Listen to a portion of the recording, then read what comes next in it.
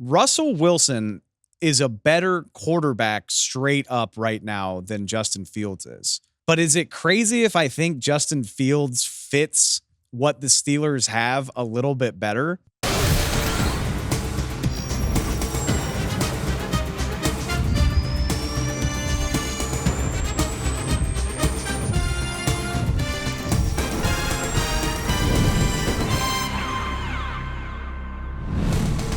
Welcome into the NFL on Fox podcast. I am your host, Dave Helman. Week 2 of the preseason is in the books, and the takes, they are a-flying. Some of it not so surprising. Caleb Williams continues to look amazing. We can get into that. Some of it a little more surprising. Some very interesting quarterback developments happening in places like Denver, in places like Las Vegas. Plenty to talk about on the quarterback front as we get out of week 2 of the preseason. Speaking of which, there's one game left. It's the formality game. Most of the starters have done most of the work. The start of the regular season is in sight. Your fantasy draft is probably coming up. Sounds like the perfect time to subscribe to an everything all in one place podcast like this one, maybe. Go find us on Spotify, on Apple Podcasts, wherever you get your pods.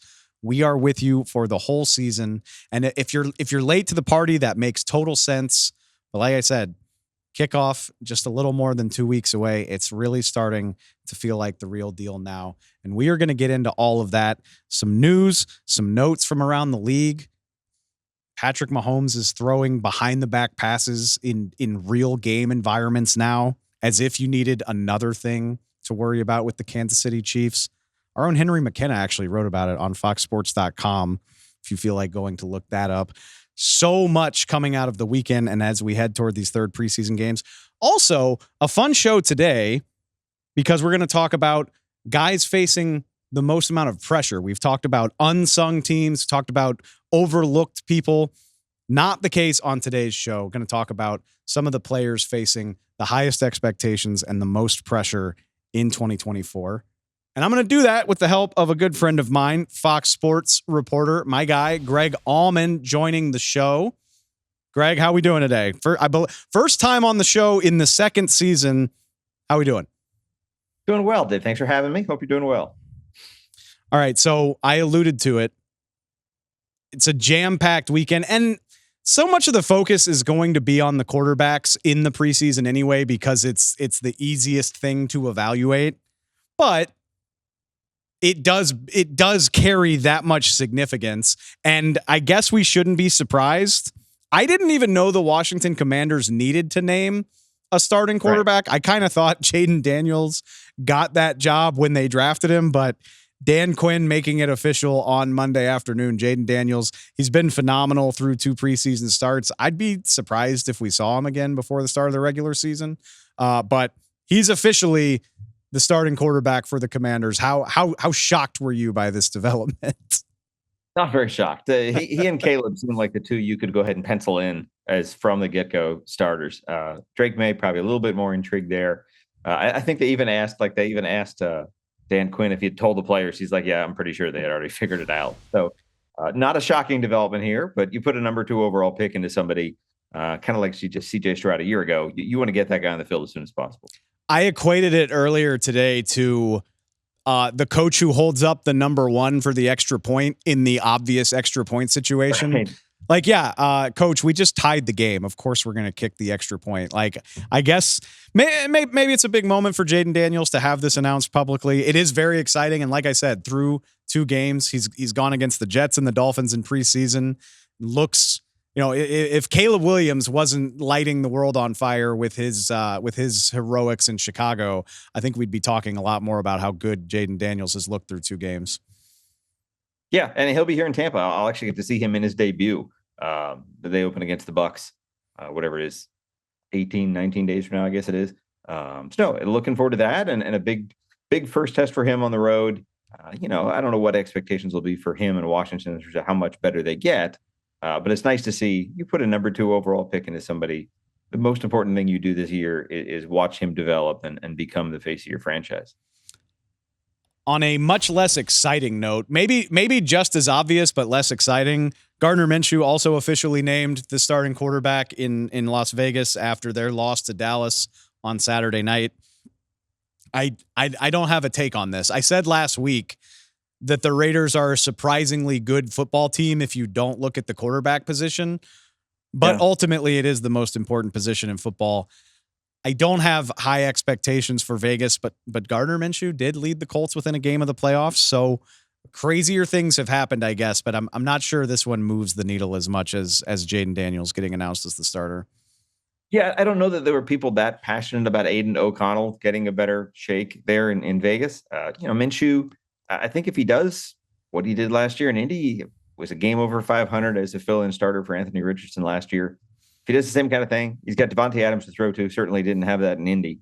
It's one of those where I don't know that any of the quarterbacks in Vegas are the long-term answer there, but he'll have a chance. I think he got a 2-year deal, so it's not like it's a one and done for him, but it's going to be hard for him not to be going up against a high draft pick rookie unless he's really impressive this season. I was going to say, I at the risk of being mean to Gardner Minshew, I think it is a one and done and it really has nothing to do with him. I just think Vegas is either going to give the bag to a veteran next spring, whether that's Dak Prescott or somebody else, or they're going to draft the quarterback that they tried to draft this year. So maybe it's like a major league, the baseball movie Major League opportunity where Gardner Minshew he's just got to go out and win the whole damn thing, I guess, because otherwise I think the Raiders are going to invest in this position next year. I want to take it to those are the starter announcements. Like I said, I don't think these are particularly surprising developments, but let's take it to some quarterback situations that look a little bit muddier coming out of week 2 of the preseason. And I alluded to it at the top of the show. I'll be very honest with you, and I'm fine admitting this into a microphone. I didn't think that highly of Bo Nix. I didn't think that he would take the starting job and run with it to open the season. And I don't want to overreact too much to preseason football, but after another nice preseason outing, going against Green Bay's backups, I get that. But 2 straight nice preseason games in a row for Bo Nix, I feel comfortable saying I think he's going to be the starter on day 1 in Denver. I just think the floor looks good enough, and the potential is so much higher than what you get out of Jarrett Stidham or Zach Wilson. And I don't think I thought that 3 weeks ago that Bo Nix would be the unquestioned favorite to start week 1. And I really think that's true as we sit here today. Yeah. I mean, to have those 3 there, basically 3 backup quarterbacks they have. And if you were ranking all the quarterbacks in the NFL, they'd all be kind of wedged between, 25 and 40, even if you're being nice. So I don't know that it really gives Denver anything good if one of the other 2 emerges as their quarterback. They just put a first-round pick, whatever it was, top 10, top 12 pick into Bo Nix. You kind of want to build behind that guy. You want to give him the first chance at it. And like you said, he's looked good. He's looked the part. So throw him right in, see what he's got. I think, and that's such a win for Denver, though. I mean, I'm not trying to sell the Broncos as this playoff contender or this great team, but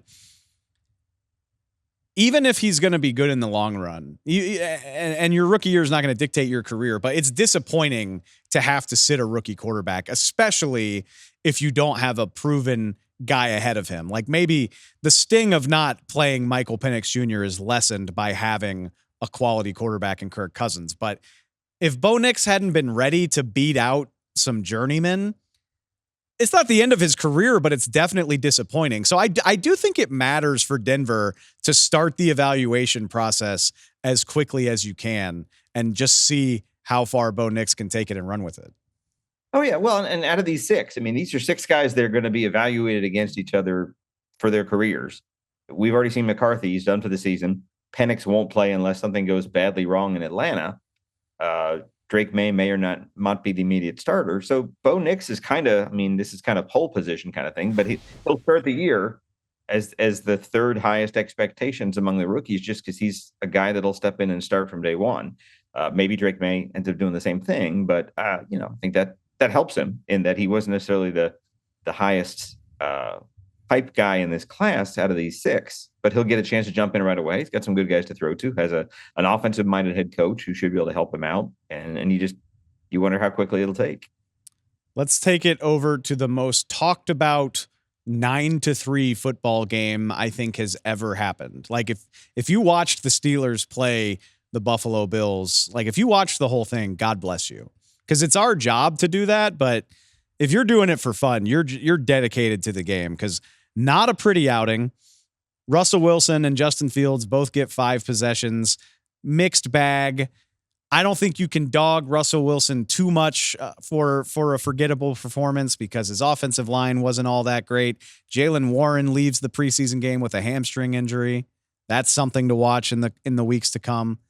And then Justin Fields gets in and does Justin Fields things, which is make 2 or 3 eye-popping plays with his athleticism while also leaving 2 or 3 very frustrating throws on the field. I know social media is having a field day with the long bomb that he missed for a potential touchdown toward the end of the game. My question for you, Greg, and I don't know that anybody but Mike Tomlin has an answer to this, but how open do you think this is? How close to a decision do you think Mike Tomlin might be? Because there's one more preseason game, and it's already just 5 days away. I don't know how much football you want to subject your starter caliber players to in the final preseason game. You know, this is a game that most coaches sit their week 1 starters, but Pittsburgh might not be able to afford to do that to close out the preseason. I'm curious where you see this. Like, is it close as social media speculation wants us to believe? I don't think so. If Russ goes out and throws 2 picks and 2 drives or something, maybe it becomes a thing. I think you have to default to his leadership and his veteran experience as a team leader, as a guy that has a history of being able to take teams into the playoffs. If they get 2023 Russell Wilson numbers this year, they'll be thrilled with those. I mean, the bar has been set so low for Steelers quarterbacking in the last 2 years. They went scorched earth. Everybody from last year is gone. And it's not like they're thriving elsewhere. So if he just gets back to, mid-20s touchdowns, 8-9 interceptions, lead the team to a winning record, that's all they need. Now, the thing is that, I think they have 2 opportunities on really low risk investment quarterbacks this season. And you want to make sure you come out of this year knowing what both of them bring. So if Russ is the answer and comes in and never skips a beat, then you let Fields go move on somewhere else. He's kind of in quarterback purgatory. It's not like he's going to go anywhere else where he's expected to be a starter. But if Russell Wilson doesn't, if you don't have a winning record or anything, he's not playing at least to the bare minimum expectations we've set for the quarterbacks in Pittsburgh, you want to give Justin Fields a try. You want to see what he's got. He certainly has more long-term upside than what Russ has. But I still think this is kind of Russ's job to lose. Can I share with you my irresponsible take? And listen, Greg, I would have said that. I did say that a week ago, 10 days ago. I've said that a lot. But I'm swinging the other way, man. I'm swinging toward the idea that Justin Fields makes more sense. And I want to be clear. I got in an argument with LaShawn McCoy about this earlier today. Russell Wilson is a better quarterback straight up right now than Justin Fields is. But is it crazy if I think Justin Fields fits what the Steelers have a little bit better? And I'll break down what I mean. For starters, the Steelers are completely revamping their offensive line. They just drafted Troy Fautanu. Veteran offensive lineman Nate Herbig recently got hurt. I think he had a rotator cuff injury. So you've got rookie Zach Frazier probably starting at center. You've got Broderick Jones, second-year player out of Georgia, who struggled against Buffalo, by the way. You got all this youth probably starting on your offensive line. So the younger, faster, more explosive athlete seems to make sense there. And then on top of that, we know how much Arthur Smith likes to do play action, likes to get his running game going, likes to use his running back as part of his running game. Russell Wilson did that stuff when he was a younger player, but in 2024, that sounds more like Justin Fields to me than Russell Wilson. It does. You're right. And in a scramble drill situation, he's the guy you want. He's the guy that's going to make defenses work a lot harder to contain. Russ is just kind of at his age, at whatever he is, he's a drop back passer. He's got that maybe can elude a sack, but he's not going to run for 80 yards like Fields can. So no, I think Fields is the more intriguing of the two. But if you're Tomlin and you're just trying to extend this streak of winning records and get back and be a playoff team in what I think is the toughest division in the NFL, I think right now Russ is still the guy that's the safer bet. If the goal is just to get to 10-7 and be a playoff team. I'm fascinated by that thought process. And like I said, I think Mike Tomlin's the only person in the world that knows the answer to this, but that's such a great point. Like, Russell Wilson represents steady Eddie. We can definitely win 9 games. He can take care of the football. He can play quarterback and will probably be pretty good.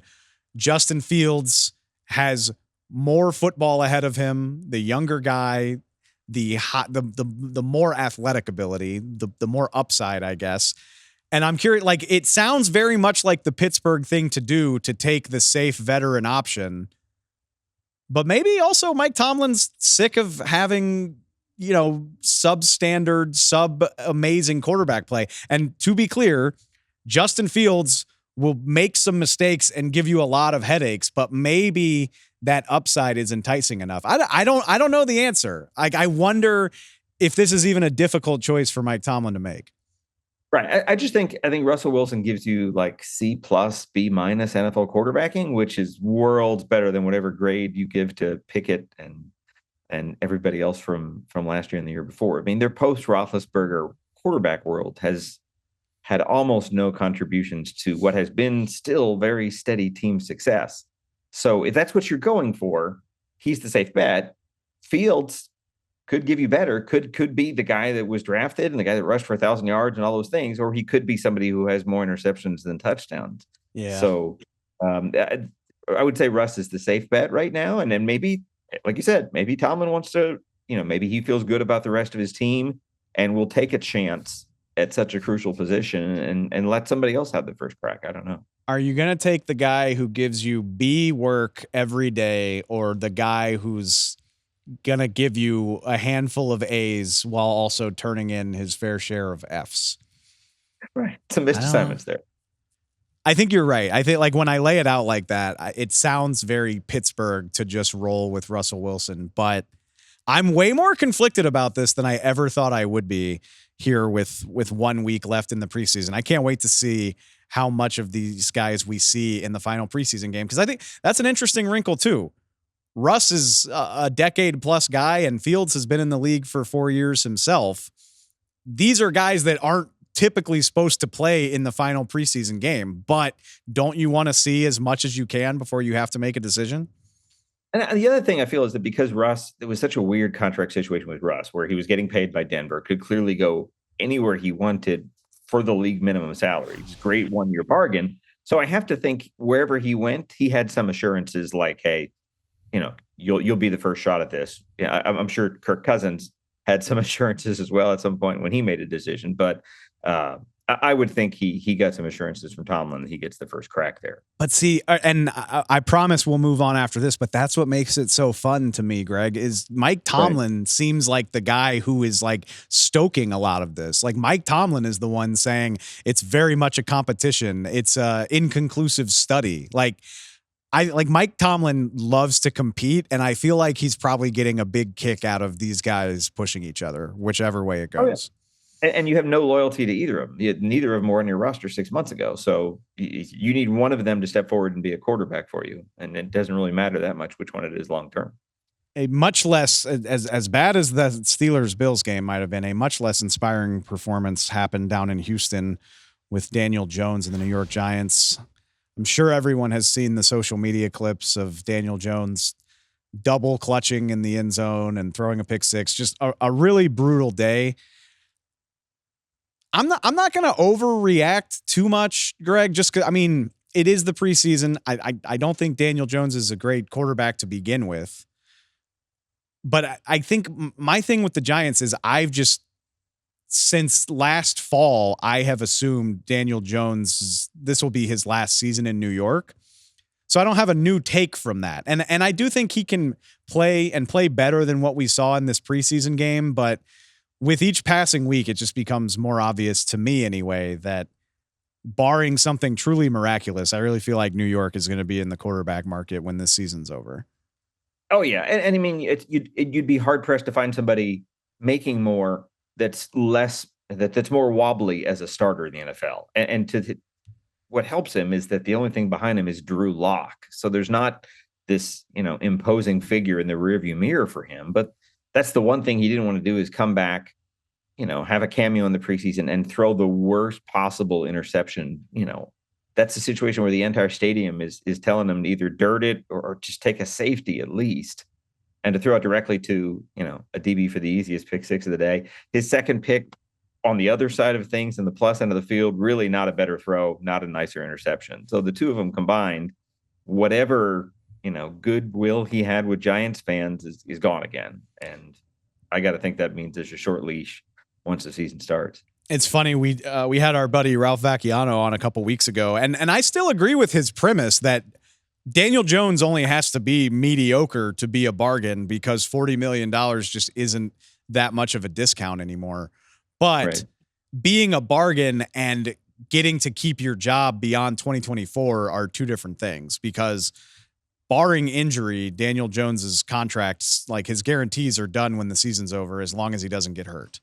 So if he gets to play 2025 on this contract, he's done amazingly well for himself, because yes, I think he survived just to get to year two, largely on the fact that they had made this a sunken cost quarterback. I mean, it's just that this is what they're paying him. They have to go with him. So it seemed like the biggest reaction that non-Giants fans had to seeing that pick was being reminded that the Giants actually are sticking with Daniel Jones and put that top pick into Neighbors and not a quarterback. and I do, like I said, as bad as it was, I have no problem believing Daniel Jones could be decent this year, or at least like passable.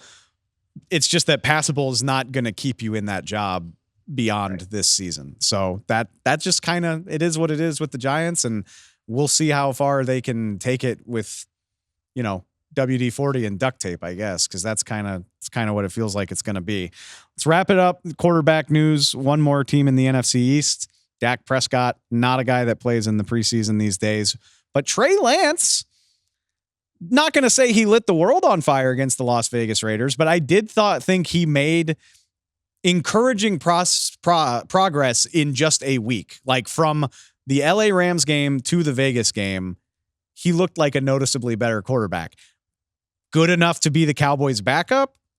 I don't think so, but for a guy that just needs to play football, it's encouraging that he trended in the right direction at the very least. Yeah, it's wild for him to think how far he's fallen, where, give it a high draft pick, all the promise in the world. And now it's like, gosh, if he does really well, maybe he could be somebody else's too, and they could get a late round pick for him. Or maybe he could beat out Cooper Rush for the right to play if Dak gets hurt. That's his world. That's what he has. Again, another guy who's very young. I mean, hasn't had the playing time at all that Justin Fields has, but this is a young quarterback that was once seen ridiculously highly by more than one team, and it just hasn't been there at all. You'd be hard pressed to find another quarterback that high that's played so little on his rookie contract. I don't know. I'll be curious what his market is like. Whatever happens to him this year, what do teams? I mean, is there a roll the dice where you give him 2 years and 15 or something? I don't know what the market is for somebody who's 5 years in and still hasn't really shown much of anything. I wrote in the spring that Trey was Dallas's best hope for a starter not named Dak Prescott, just because he'd already been in the system. He's there. He needs a new deal, but you should be able to get Trey Lance for a very small amount of money. But that hope hinged on him coming out and looking like a badass from day one of training camp, and like looking like a guy who belonged with the starters, we'll leave Caleb Williams out of it. But even if Trey Lance looked like Bo Nix this training camp, you could talk yourself into that being a viable option. Like I said, I do think it's encouraging that he progressed from game one to game two, but I'm writing that option off. Like, I don't think that is a serious option for being the Cowboys QB1 if they do lose Dak Prescott. Like, I'm looking at it right now saying it's great for Trey Lance that he's progressing, but he's going to be the third string quarterback on this team. I no part of me believes that he's done enough to be the Cowboys backup. And if that's the case, how could you possibly trust him to be your starter 9 months from now. I just don't think it adds up. Right. And if things, again, it's like the question for Dallas is just what's left a year from now? How much do they blow up? Who's gone? Of these three huge names, what did they salvage? Who's still there? Coaching change. There's so much. I can't think of a franchise that has more star power that all could be gone if things don't go right in the next 4 months here. Yes to 4 months, but even consider like 2 weeks. It's equally possible at the start of September that the Cowboys could have Dak Prescott under contract for the long term and CeeDee Lamb under contract for the long term. It's just as possible that neither one of those deals are done, and we're faced with a CeeDee Lamb holdout into the regular season, and we're also faced with Dak Prescott's going to hit free agency in March, and the Cowboys are going to have to compete with other teams for his services. It's wild to think this could be a very encouraging season where the Cowboys build toward big things because their rookie offensive linemen look really impressive. Tyler Guyton and Cooper Beebe are kicking butt in the preseason games. It looks like they've hit on a couple young defenders as well. So much reason for optimism, except for the fact that two of your three best players might not be under contract. Like, it's such a weird world they're living in right now. Right. And I think those things, like you said, overshadow the little things that, again, lots of NFL teams get excited about in August. They're just completely obscured by the big questions that are lingering around. That is so perfectly said. Like, every time I watch Tyler Guyton put somebody in the dirt, I'm like, oh man, this kid's got it. This is really exciting. And then I'm like, I wonder who he's going to be blocking for in 2025. So we will see where it goes. It's always entertaining with the Cowboys. Now that I've said this, of course, one of these deals will come down tonight or something like that, but we'll see. We will see how the Cowboys keep it interesting. All right, as promised, let's pivot into the meat of the episode. Greg, our assignment for this show, just wanted to preview some players that we think are facing the most pressure in 2024. Last week, we talked about unsung teams, maybe teams that are flying under the radar. It's not going to be the case today. We each chose a couple of players that are facing some enormous expectations. So I'm going to hand it off to you. You get us started with your first guy. Yeah, you got to lead up with quarterbacks. And I think you can definitely, there's so many huge name, giant contract quarterbacks you can point to in terms of Lamar going deeper in the playoffs, or so many of these $50 million quarterbacks needing to validate that and get their team a postseason victory, or at least a postseason relevance, I guess. But I am actually going the other direction with quarterbacks. I'm going to go with Sam Darnold, just because he's stumbled into a starting gig in the NFL with maybe the best receiver in the NFL to throw to, and he has a chance to resurrect himself. I mean, I think if you had told us at the end of last season that Sam Darnold is going to be starting and have a decent offense and an offensive-minded coach behind him, that's falling and landing so much better than he might have, given where he was and how badly things were with the Jets. So I think he has a window here. They still took McCarthy in the first round. He'll still be there a year from now. But for Sam, I feel like he has a chance. The window for him to show that he can be a good quarterback is going away quickly, but he has it right now. And if he can take advantage of, decent, nice weapons to throw to, maybe not a team that has high expectations right now, I think he can save himself if he can take advantage of the window that's right in front of him right now. It's funny because I love to follow the money when it comes to stuff like this, because it just informs so much about what's happening. The Vikings gave Sam Darnold $10 million. And that's not a lot of money, but it's enough money that they had some expectation that he was going to start for them this year, at least for a little bit. Now, maybe that's 2 games if J.J. McCarthy had been great right away. Maybe that's 6 games if J.J. McCarthy had needed time. Maybe it's the whole season. And of course, we feel terrible for J.J. McCarthy. Please hurry back for 2025. But it's such a break for Sam Darnold that there's no leash now. Like, you don't have to, if you're him, worry about that aspect of it where the organization has invested this pick in a rookie quarterback. You're riding with Sam probably as long as he's healthy, no matter good or bad it gets. And yeah, if it works out well for him, that's a lot of tape that you're going to put out there for your next gig, provided you play well enough to earn one.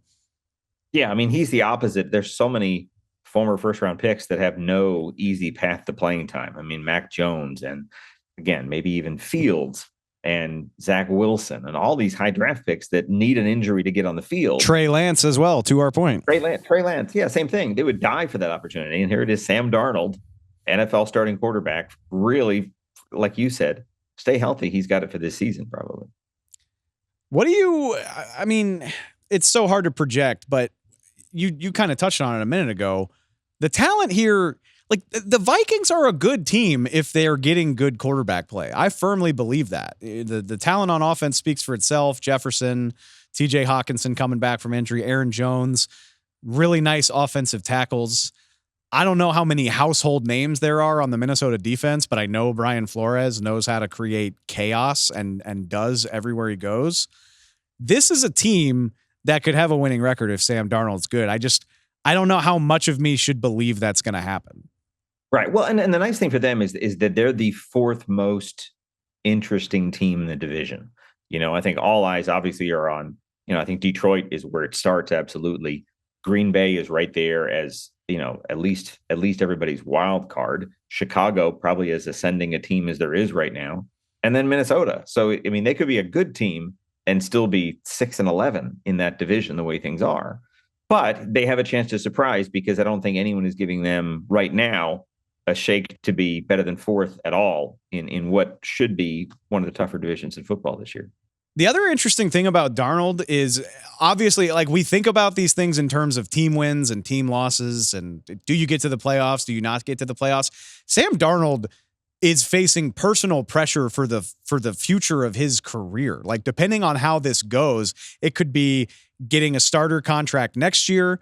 Does another team want you to start? Are you does this mean you're a backup from here on out?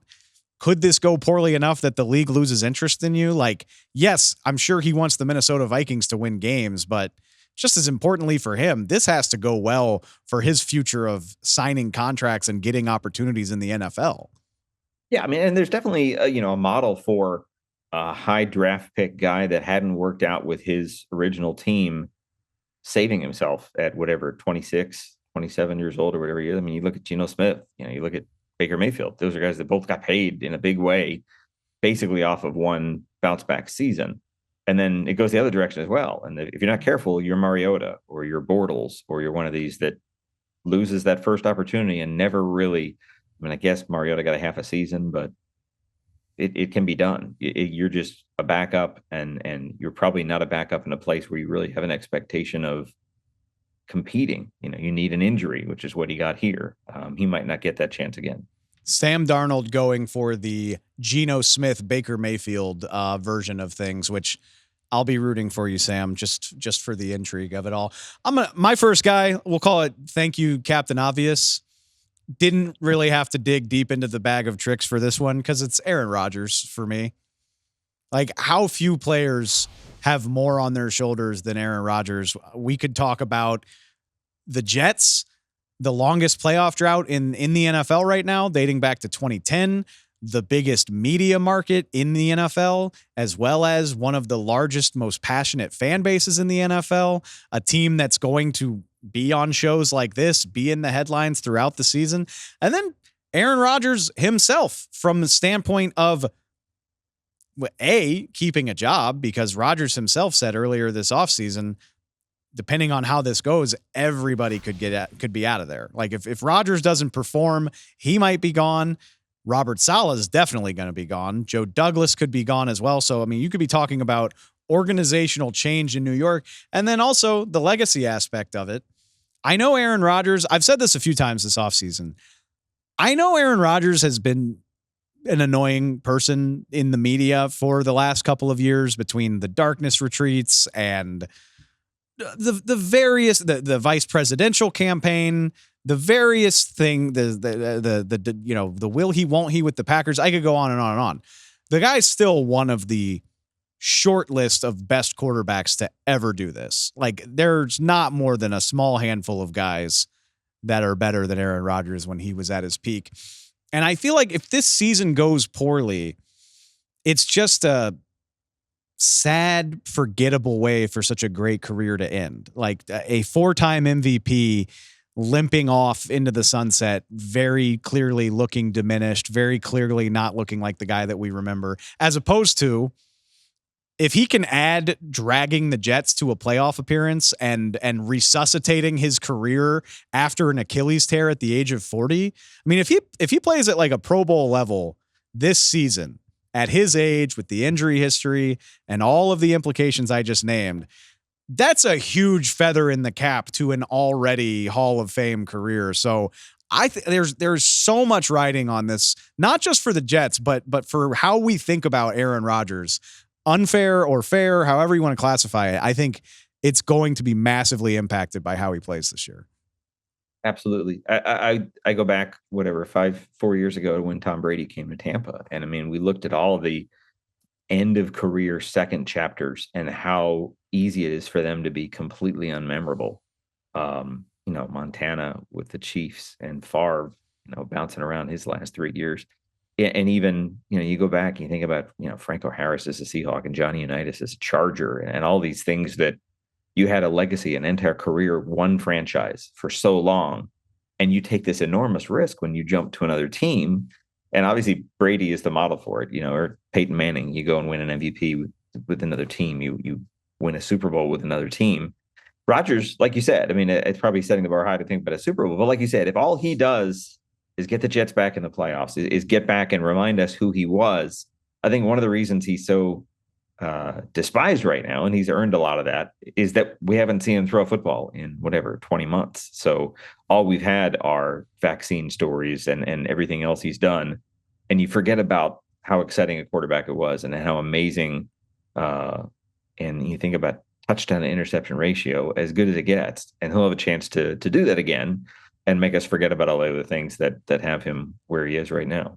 It's so true, because throughout my football watching life, like prime Aaron Rodgers is one of my 5 favorite players to ever do it. Like I'm not a Packer fan. I didn't grow up a Packer fan.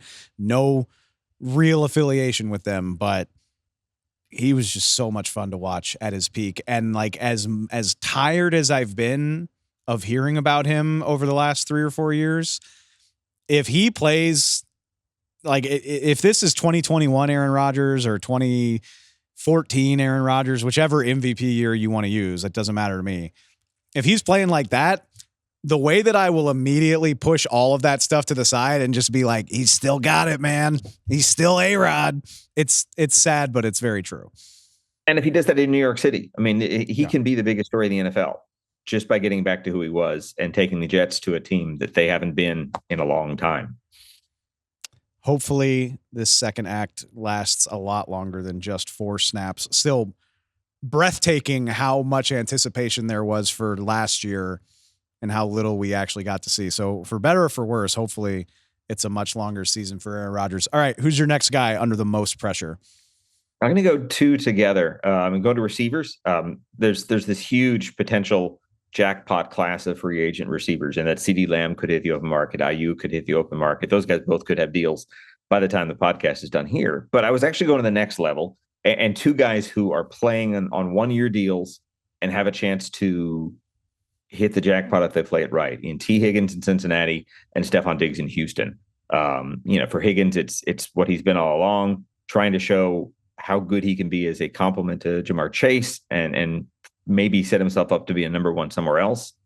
And then Stefon Diggs just going to a new place. He's had 4 years in Buffalo, 4 Pro Bowls, consistent in terms of, I forget how many years in a row it is, with at least 8 touchdowns. I think he can be a difference maker in Houston that takes them over the top as an offense and gives, I think Stroud had some really good weapons in Nico Collins and in Tank Dell, but to add an absolute star receiver can be really something that separates them. And if things go right, makes Houston a legit challenger to Kansas City in the AFC. And if they do that, I don't know whether Diggs stays or whether he moves on. Houston's already paying one receiver a lot of money. So he would be a really coveted guy, even at his age, to hit the open market coming off of a big year. Knowing that we're so enamored with this Houston receiving core, and for good reason. Nico Collins, great. Tank Dell, awesome. And now you add Stefon Diggs. Given the talent around him, his age, all of that stuff, what is like a great season for Stefon Diggs need to look like. I mean, maybe I'm wrong. I don't foresee Stefon Diggs going for 120 catches and 1,500 yards, which we've seen him do before. I see his numbers being a little bit more pedestrian. That's not to say he can't still play at a high level, but I just think all of those factors with the Houston offense, I'm not expecting him to light the league on fire so much as just be a productive player, I guess. He could be. And you've seen that with other guys, other receivers that have gone on and you stop being a number one receiver. I mean, it could be the Nico Collins. Is there one? And he's a complimentary two. And he's a guy that just has, 1,000 yards and 6 touchdowns. And maybe that's the way it is. Or he can be a guy that leads them in touchdowns and is the top red zone threat for a really talented quarterback who's still ascending in CJ Stroud. I don't know which guy he'll be, but for him at his age, it's probably the difference between 2 years and $60 million as a free agent coming up, or 2 years and 40 and another kind of anonymous stop somewhere else. I'm glad you shouted out T. Higgins too, because I don't know that there's a good receiver that flies more under the radar, which is funny because we give so much attention to the guys that make a lot of noise. And I mean, that receivers tend to do that. T. Higgins, meanwhile, like he reported to camp, he signed his franchise tag, he's playing in the preseason, and he just feels like the forgotten man because Jamar Chase is so good and so exciting. But this is a guy with 3,700 career receiving yards who is very likely going to hit the open market next year. And if you want to get into the whole debate about whether he's a wide receiver one or not, I don't know, but I do know this is going to be a guy that can ask for a $30 million salary by the time he hits free agency. At least I would guess. Oh no. And I think you think about some of the guys that got paid in this cycle in Ridley's and Pittman's and guys that haven't been overwhelming number one receivers. I think he can be right there with them. I mean, this is one of those where it's hard to come out of Jamar Chase's shadow. But I think if the Bengals get back to being the Bengals, if they're a dominant team, a 12-win team, a postseason team like they were before last year, before Burrow got hurt, he can be a big part of that. He can be the difference between good and great. And again, that division could go a ton of different ways. But, I do think that offense and as much as they'll try to take Chase away, I think he's the guy that benefits from that and can kind of springboard that right or wrong into getting paid like a number one receiver next spring. Yeah, I think you can just go ahead and pencil that in to happen. I feel like we've been tying T. Higgins to Carolina for what feels like 2 years. Maybe it's because he played at Clemson. I wouldn't be shocked to see that happen. But it's no worse than a top 15 receiver in the NFL who I don't think gets nearly the amount of publicity that his talent suggests. So we'll see how that goes. I'm going to throw you a less obvious one because the one I have after that is painfully obvious as well. So I'll do a little sleeper pick here. For starters, every single person in Philadelphia is under an immense amount of pressure. I think we can just go ahead and say that. Jalen Hurts could easily be an answer here. But one thing I feel like flies under the radar is that Cam Jurgens is stepping into the lineup on one of the most talented offenses in the NFL, replacing a future Hall of Famer in Jason Kelce. Cam Jurgens, the center for the Eagles, if you're not familiar, entering his third NFL season. The Eagles drafted him for this. He played at Nebraska. The goal was kind of, you can play guard until Jason Kelce is gone, and you will step in and be our center of the future. Well, the future's here. And I think highly of the Eagles, what they've done, the talent they have on offense. I would expect them to be one of the NFL's best teams this year. But it does feel like we are not talking enough about a Hall of Fame 6-time All-Pro center stepping down and being replaced by a guy who just, not saying he's good, not saying he's bad, he just hasn't done it.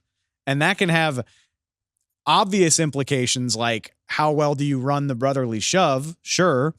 But also the less obvious stuff like who's calling out the protections? How much more of it is Jalen Hurts doing than his center? Because Jason Kelce used to do a lot of that.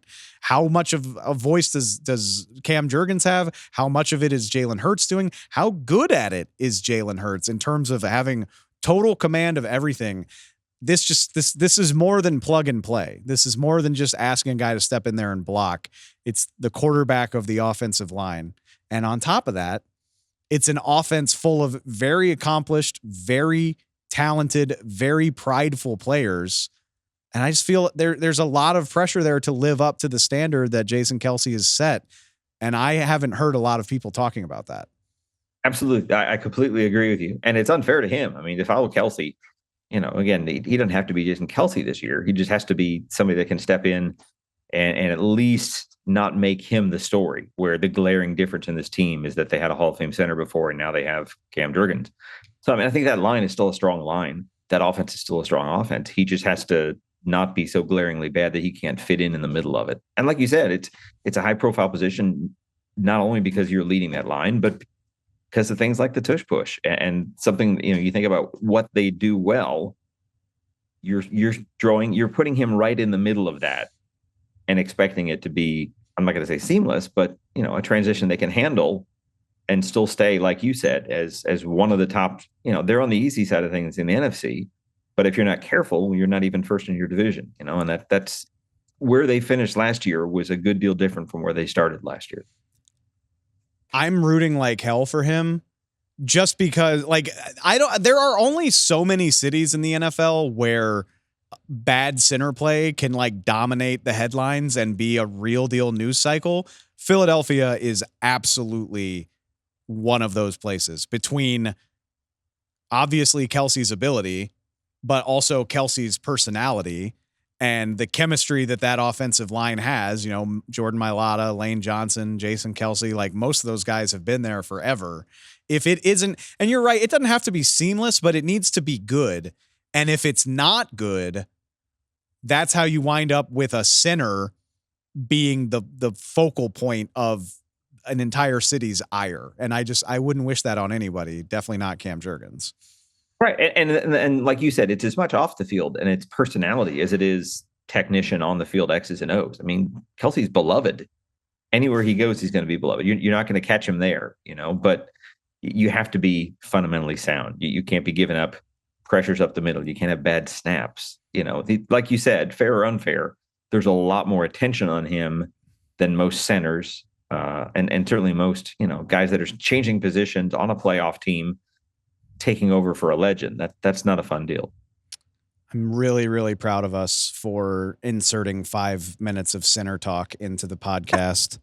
Having done that, I will take it a little more obvious for my last guy. And it's really, I think it's the right answer. I think it's the most obvious answer in the NFL. That would be Deshaun Watson.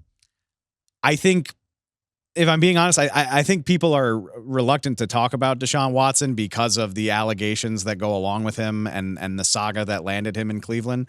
But the bottom line is that Deshaun Watson is a $230 million quarterback with every dime of it guaranteed.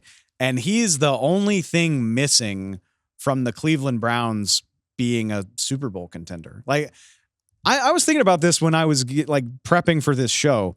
If Deshaun Watson had at any point in his Cleveland career played like he did in Houston, we would be talking about the Browns incessantly as a Super Bowl contender. Because what don't they have? They've got Myles Garrett. They got talent all over that defense, from Denzel Ward to JOK. They've got a solid offensive line, a really nice receiver core, one of the best tight ends in the game. Hopefully Nick Chubb comes back at full health, but even if he doesn't, you'll take that problem every time. There's no argument on paper why the Cleveland Browns aren't being talked about as one of the 4 or 5 best teams in the NFL, other than the fact that the guy that they guaranteed $230 million to has yet to look anything like that. And, last year was a special circumstance where he dealt with injury. Joe Flacco got hot at the end of the year. I don't see them getting lightning in a bottle like that twice. I know Jameis Winston is there, certainly a qualified backup if he needs to step in, but I don't see that happening for Cleveland twice. If they want to accomplish their goals, Deshaun Watson has to play like it. And if he doesn't this year, you could argue the deal is already a total fail. But if he doesn't this year, now we're talking about this inarguably, definitively, no way around it being one of the worst decisions anybody's ever made in the NFL. Right. And he doesn't have a whole lot of leeway there in that he's not necessarily beloved because of his contract, because of his off-field problems, has barely played. So he doesn't have a whole lot of patience, where if he has a full season that's unremarkable, who's pulling for him, And Cleveland, to think about that defense, and as good as that defense is, if that defense is wasted and there isn't any kind of postseason run that comes from it, I mean, that was a historically good defense for a decent chunk of last year. And right now you can kind of mitigate the Watson wasn't that good because he was hurt, but he needs to be healthy. And like you said, he needs to be the guy that was amazing in Houston and earned a $230 million contract, even with the cloud of everything going on around him. And again, I don't know if it's a sink or swim this year, but if he's not that guy this year, they will be thinking about replacing him no matter how much would it cost him. I think that's worth pointing out. When every dime of the contract is guaranteed, I guess you could argue there's not as much pressure for Deshaun Watson because he's made that money. Like he doesn't need to be worried about getting cut, because even if the Browns cut him, he's taking every dime that they signed him for. I still think, just when you talk about, I guess if you want to talk about legacy, Deshaun Watson salvaging the way people think about him as a quarterback, maybe even Deshaun Watson salvaging public perception of him. Because again, like we said about earlier in the show, winning is a cure-all, regardless how fair or unfair that is. Like, people will be more favorable towards you if you're winning. On the other side of that, though, I think about the Cleveland locker room just in the sense of, like I said, there's no obvious reason why they shouldn't win games. And if the Browns are having middling results because of their quarterback play, a lot of really good players who will probably be frustrated, shall we say, about the lack of result if just the quarterback position is what's holding its back. Well, and you can't go more all in on somebody than the Browns did with Watson to guarantee that money, to move on from Mayfield. Not that Mayfield was that great at the end there, but I mean, the guy they let go led his team to the playoffs and a playoff win, and Deshaun Watson hasn't and didn't. He can still do that. He can still show why they trusted him so much to give him a fully guaranteed $230 million contract. But if he doesn't this year, I don't know that it's that easy for him to do it. And once you're done with that, I don't know what he turns into. I don't know where he goes from there. It's a very unique team. Just like I said, it's easy to make the case that the Browns are Super Bowl caliber. It's easy to make the case that they finished fourth in their division if they don't get good enough quarterback play over the course of the year. Fascinating to think about. All right, I think that just about covers it, Greg. Always fun chopping it up with you, my man. I know we will have plenty more to talk about. But until then, I don't know. Keep me informed about what we're hearing about this Justin Fields, Russell Wilson situation. I never thought I would be dying to know how much playing time we're seeing in the third and final preseason game, but I absolutely am. Absolutely. Week 1 in Atlanta, I'll be watching. I'm curious on both ends how that game kind of sets two teams on two different paths. So much to look forward to. Like I said at the top of the show, it feels realer than ever. We will be getting ready for week 1 before we know it. Thanks again to Greg Auman for stopping by. We will be back on Thursday taking a look at week 3 of the preseason, what to look forward to in the final exhibition game, all the other news and analysis from around the NFL. We appreciate it. If you're not, make sure you're subscribed. Spotify, Apple Podcasts, you know the deal. We are on all the social channels at NFL on Fox Pod. You can follow us there wherever you get your content. We are there. We appreciate it so much, and we will talk to y'all soon.